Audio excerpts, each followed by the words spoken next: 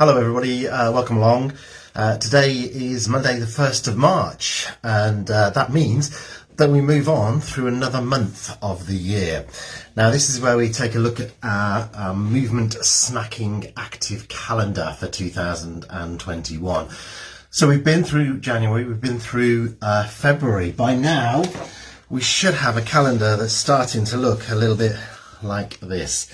So we've got ourselves filled in there. Can you see how we're ticking days off? Using it as a calendar as well, so appointments in here as well, but ticking off the days as we go through it. Now the great thing about the active snacking calendar is that there are movements for us to focus on every month. And we'll get on to our March movements in a moment. But we also have our progress checks. So if we have a look at the very start of the calendar, we can see that we've got our progress checks, and this is really important because this gives us an opportunity to look back at where we were and see where we are now. A lot of the time we don't necessarily notice differences as far as our mobility is concerned, and it sometimes takes somebody else to let us know. But if we've got it written down, if we've got something that we can refer to, then we can quite easily see that we have made progress. We're making progress against what our target may be. We may not have a target, but it's always good to know that we're making progress. So at the very front of the calendar, if you do have the calendar, you will see the progress checks. And the progress checks that we focus on are shoulder mobility, back of thigh, and our 4-point balance. And as I say, it's about actually seeing where we are and comparing it to where we were. So you can see for each one of them, there is a January through to December, so we can make a note of the position we were in, where we were able to do, what we were able to do as far as our mobility was concerned, and then we can have a look at see how that is progressing. Now if you don't have your active calendar, if you don't have an active calendar already, these are available from our website, laterlifetraining.co.uk. So have a look on there and get yourself a calendar. As I say, it does work as an actual calendar as well. So, you know, you can see from here that we've got activities happening during the week. So you can see I've got my dentist appointments on here, look. I've got my dentist appointments in there. I've got ticking off. So you've got these little dots, these little circles down in the bottom of each day where you can actually put, tick off, have you done the snacking? It may not be live, you may do it on catch up, but it's still been done. Okay, so let's have a look at where we are today. So we're the 1st of March. So last month we focused as our movement of the month was about rising from a chair. Yeah, it was rising from a chair, sit to stand. So we head into March, and March we're all about stretches. So the stretches we're going to focus on are our chest stretch, calf stretch, and back of the thigh stretch. So we're going to do those in a short while, but before we do any of that, what we need to do is to have a bit of a circulation booster firstly. So boost our circulation ready so we can get the best out of it. We'll do our progress checks as well, so we've got that done, we've got that ticked off for the month as well, to see where we are now compared to where we were in February and where we were at the beginning of the year in January. And then we'll go on and we'll have a look and we'll break down our actual movements as far as this month is concerned. So let's start with our circulation boosting. Now, important here, make sure that we've got plenty of room around us. We've got no possible trip hazards, so no loose carpets, no nothing like that we could actually trip over. Fixed external support available if you need it. And it's really important to make sure this is fixed external support. A good sturdy chair available as well if we're going to be in a seated position. All right, let's have a look at our posture to start off with. So in our standing position, we've got our heels in line with our knees and our knees are in line with our hips. It's a lift and lengthen, so grow these extra couple of inches taller, lifting from your hips. Shoulders coming up, back, shoulder base together and pressing down, lengthening through our neck. Knees staying soft in this standing position.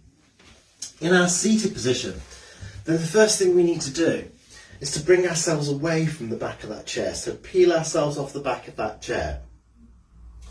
Here we're sitting taller. We're now getting the trunk to support us. From there, we've got a lift and a shift to actually take a hip walk into the front third of the chair. So this hip walk brings us into the front third of the chair. Now we're sat here, we've got our feet flat on the floor. Heels are in line with our knees and knees are in line with our hips. It's that lift and lengthen out from our hips again, growing these extra couple of inches between the ribs and the hips, and the shoulders coming up, back, pressing down, lengthening through our neck. From here, we can start with our circulation booster. Starting with some heel lifts, bringing those heels off the floor, raising them up. Now our circulation boosting, as if you're regularly snacking, you know, is about boosting the circulation. It's about doing exactly what it says on the tin. It's starting to open those arteries. It's starting to get the blood pumping around the body a little bit quicker. We're going to feel the heart beating a little bit faster, and we're going to feel that we're breathing a little bit heavier. It's about rhythmical, flowing movements. And we don't take these movements faster to make them more intense, to increase that intensity. We make them bigger. So we can bring this into a march, lifting the foot off the floor. The toes are the last part to come off the floor, and then the first part to come back down onto the floor. Now in our standing position, we can see how we've got that march there. So we've got the foot lifting off the floor, toes lifting off as the last part, and then the first part to come back down onto the floor. Utilising our fixed external support, and it's important to say here that this fixed external support should be the right height for you. So depending upon how high, how tall we are, may depend on which we use as our support. I've got the banister here, and it's just about the right height for me. I'm not having to lean into it, I'm not bringing my arm up, so I'm not making the shoulders out of alignment, and I'm not leaning into it. It's there for me to utilise if I need it. I've also got a wall on the opposite side, so I've got something to the side of me. But it could be that you've got the kitchen work surface. That might be the ideal height, the dining room table. But we may all have different levels that are ideal for us. So it's about having the right level of support for you, right height wise. Okay, we're going to add an arm in to make this a bit bigger movement. So now we haven't quickened the pace up, but we've increased the amount of the body that's moving. So we're increasing the intensity by asking more of the body to move. Now in our standing position, if we're utilising our support, we're going to need to take a pause, turn into our support to change it to the other side, and then we can take the arm away on the other side. If you have your support to the front of you, then you've got the ability to stop one hand, place it down and bring the other hand in. Or, as I've got here, I've got support on both sides. I've got the ability to put that hand on the support firstly before I bring the other hand off. So I've always got a hand in contact with that support. In our seated position, we've got this march going. Now this can be quite a big movement from our hip flexors. So you may want to have a look at the option of bringing this back down into a smaller movement, but putting a bit more emphasis into it. So coming back into this heel raise, but really pressing down through those big toes and second toes. So we get a bigger movement that way. We've got the arm coming in, one arm, and in our seated position, and in standing, if we feel steady and stable, we've got the ability to bring both arms in. So again, we've got more of the body working. So we've got this bigger movement here. We're getting the blood pumping around the body. We're loosening the joints. We're warming the joints, and we're warming the muscles, ready for what we're about to do.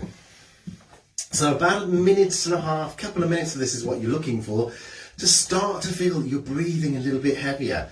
Your heart's beating a little bit faster. As far as that breathing is concerned, you should still be able to hold a conversation. So you should be able to say a sentence with possibly only taking 1 or 2 breaths during that sentence. What we shouldn't be is really having to take deep breaths like that. Slow it down just a small amount, and let's bring it in to a pause. Now, the first thing we're going to do, as I say, going back to our active snacking calendar, we're going to look at the progress checks, because what we want to do at the start of each month is do our progress checks. So let's have a look back at what our progress checks were. We have shoulder mobility. This is our internal and our external shoulder mobility. So I'm going to bring the chair in so we can have a good look at this. If I change it to a sideways position. So this is our shoulder mobility. Yeah. We're sitting into the front third of the chair. And we've got our internal and we've got our external rotation. So we've got above the head here and round the back here. So taking it above and bringing it back in round. Having a look at your definitions. It tells us where we're looking at as far as those are concerned. So let's take a look and have a look at our external rotation, which is all we're going to focus on as far as this is concerned. So the movement is to put our hand up by our shoulder blades. Important things here for us to focus on is that we keep the head lifted, so we keep this good upright position into our neck. Yeah, and we want to progress and see how we can actually reach. So, looking back at our numbering chart here, number 1 says I can touch my ear. Number 2 says I can touch the back of my head. Number 3, I can touch the base of my neck. Number 4 is I'm between my shoulder blades. So let me show you that from the other side so you can see better with the other ones. So ear, back of head, base of neck, between my shoulder blades. Those are the 4 that we're going to look at, the 4 positions, and those are our 4 markers. So what we're going to do is go into our mobility and our progress check as far as this shoulder mobility is concerned. So one hand at a time, and make a note whether it's your left arm or your right arm. We bring it up, we take it to where we feel comfortable, remembering to keep our head level and remembering if possible to lower your hand towards your shoulder blade. Okay, so take it to where you feel comfortable. But what we're not trying to do is force this movement. So we're taking it to a comfortable position, head level, and then make a note. So here you can see I've got my hand between my shoulder blades. So for that, I'm going to mark in March an L for my left arm and a 4 for where I can actually reach to. Yeah? And then we do exactly the same with our other hand. So, with our other hand, sitting in our front third of the chair, sitting tall, lifted tall, neck lengthened, we take the hand up.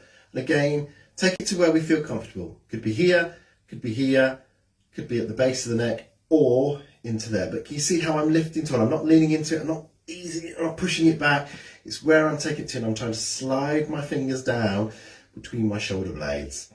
So there again, under March, I'm going to put an R because this is the right arm and the mark that it was there for me. In that case, it was a 4. So it was a right and a left, both were 4 between my shoulder blades. But we may find that we have a difference as far as those rotations are concerned. And it's important to notice that and to note that you may have that, and that is perfectly all right. Sometimes we do have a more dominant side, though we have more mobility on. But, and that highlights to us that we can work on the mobility as far as the other side is concerned to try and increase it. Okay, so that is our first one of our progress checks. So coming back to our active calendar, this is here. Yeah, and this is where we're going to mark it into here. Now, our second one is the back of the thigh stretch. Can you see? The back of the thigh stretch. So in our chair, we come sideways on at an angle so you can see.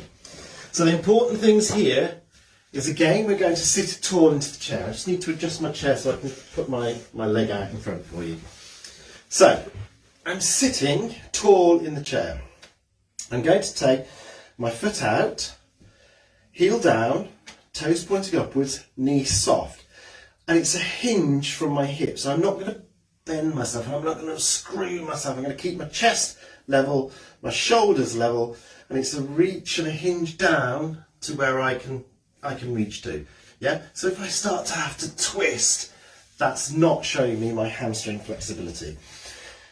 It's here, sitting tall, hinging from our hip and sliding our hand down to where we can reach to. Once we feel that we start to get a twist in the shoulders, we've gone too far.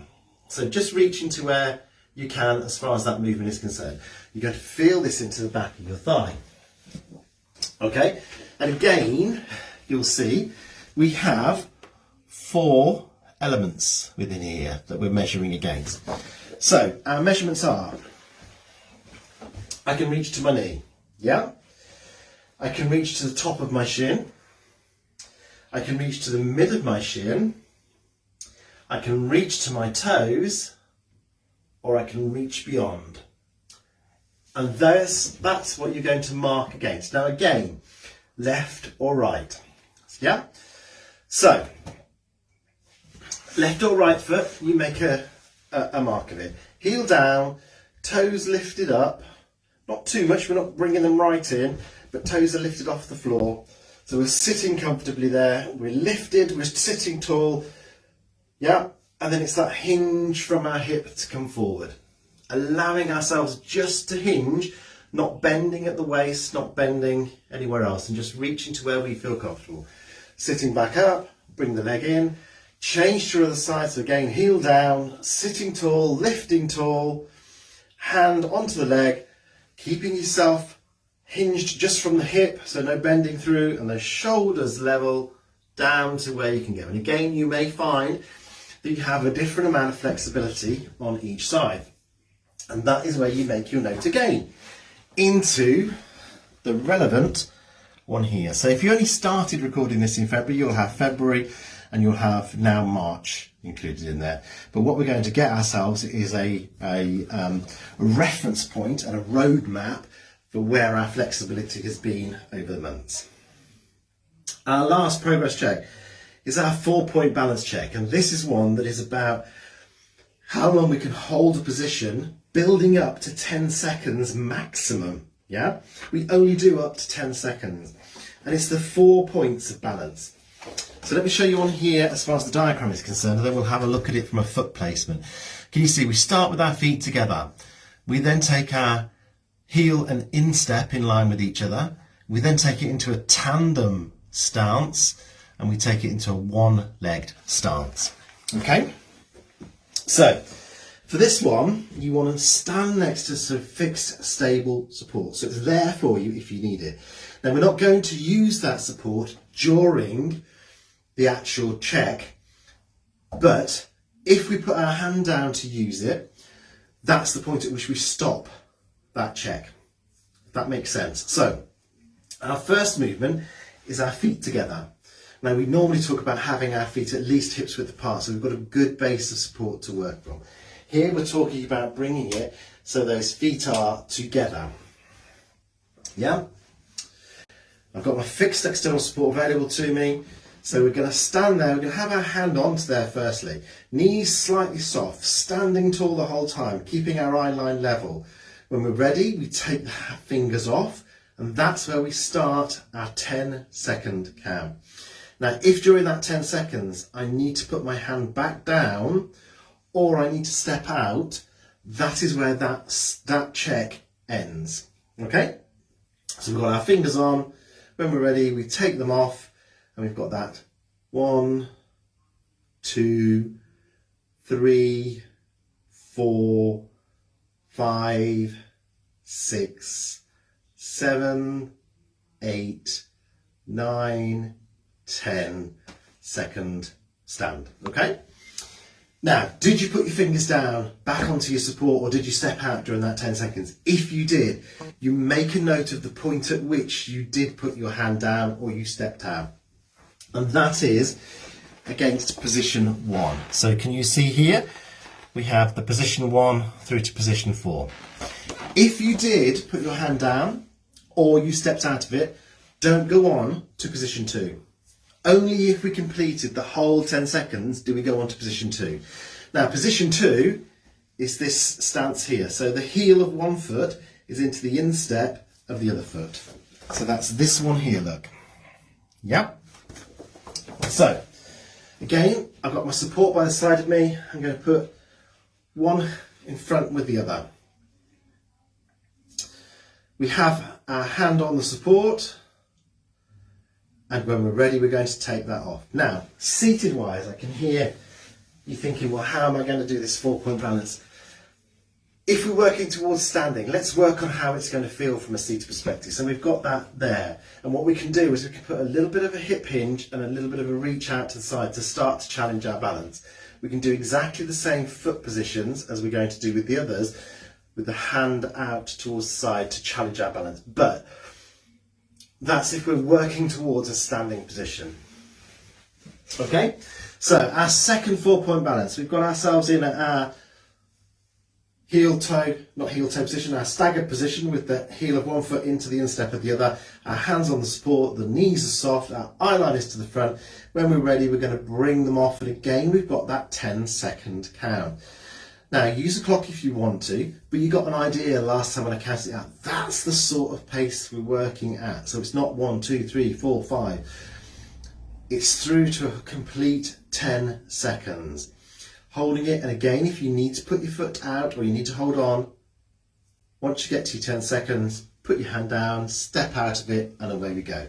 Now, again, if you stepped out or you put your hand down during that 10 seconds, make a note of the time that you did. Put it on your progress. If you did step out, leave it there. We don't move on to position 3, okay? So we've made a note again in here, and we're moving on to position 3 if we completed our 10 seconds.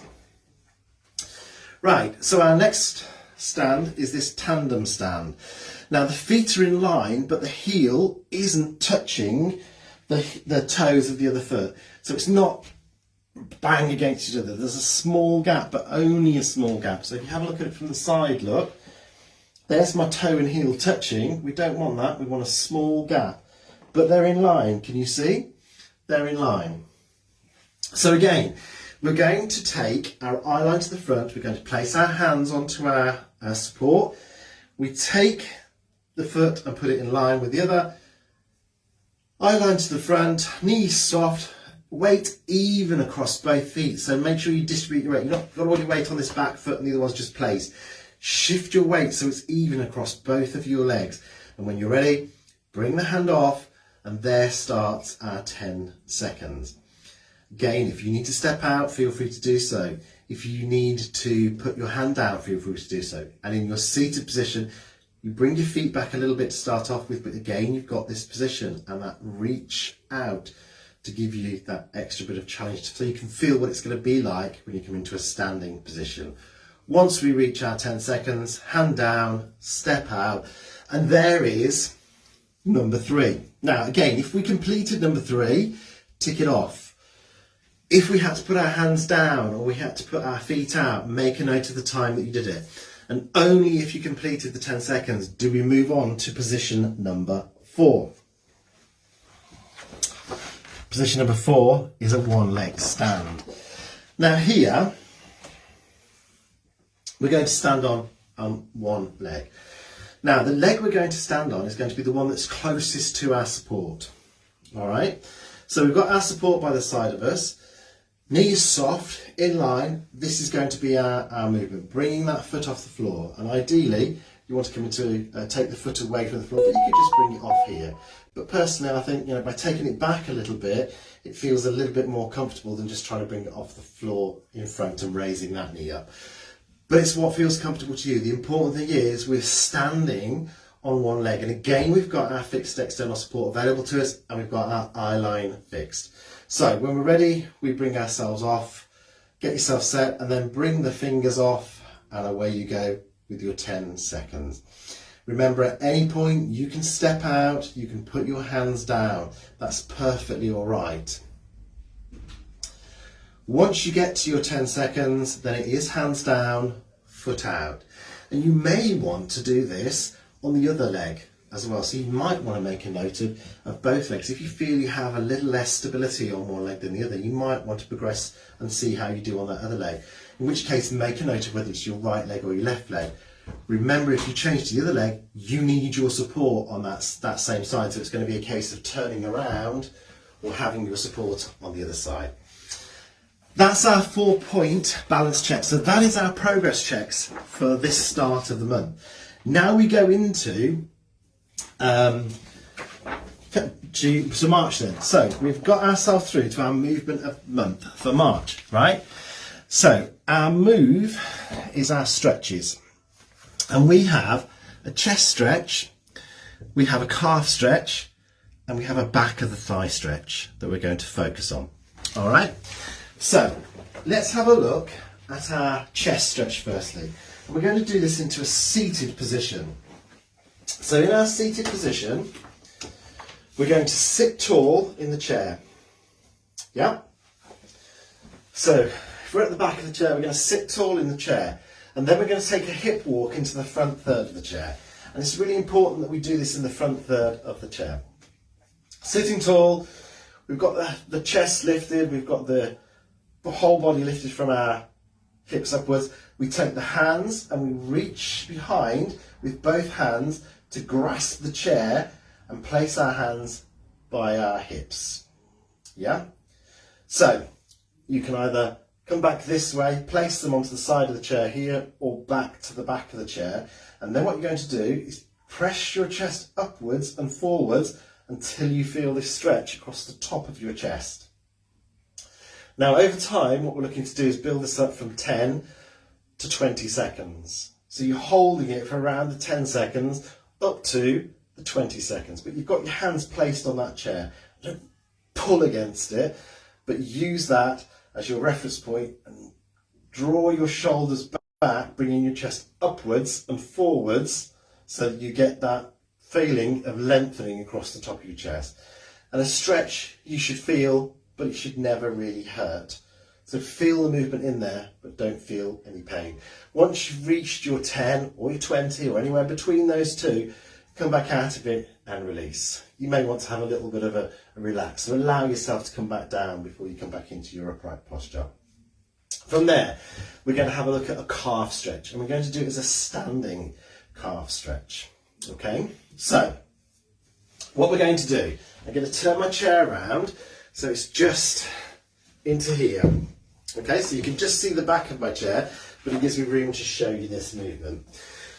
So if you don't have, or you don't feel comfortable yet coming to a standing position to do this stretch, then focus onto our back of the thigh stretch, which we're going to do in a moment. But have a look and see how you feel about it. Remember, it's always about have a look, see what you think about it, you decide how you want to do it. So in our position behind our chair, we're standing tall, we've got the chair there. What we're going to do is take a step back.